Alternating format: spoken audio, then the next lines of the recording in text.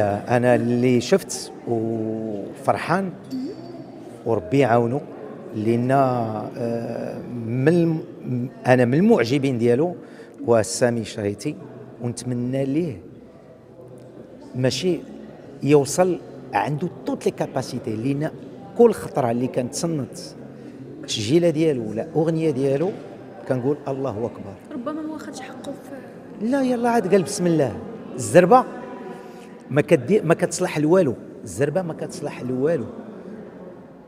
انسان شاك شوز بالوقت ديالها، والحمد لله ومازال يزيد ومازال يزيد لان عنده، والله يخلي ليه باه اللي هو واقف معاه، لان باه موسيقي وعارف القوانين ديال الموسيقى.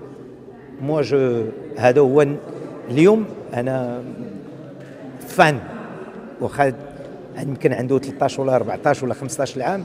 انا اليوم اللي كنتصنت ليه وكنقول ماشي مره ما جوج ما ثلاثه الله اكبر، لان كيطربني. بغيتك تنصحوا نصائح اللي تقدم ليه باش يستمر وباش نشوفوه نجم عالمي، لما لا؟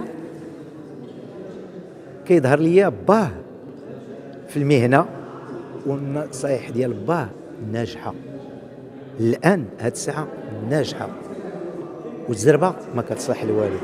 باه عارفين اش الوالد ديالو كان عارف، كيظهر ليا عارف اش من وقت داه لبنان، واش من وقت داه لمصر، واش من وقت داه في كل بلاصه، وغادي شويه بشويه. كتشوفوا نجم بالنسبه ليا نجم اليوم ويكون نجم غدا ان شاء الله. ان شاء الله.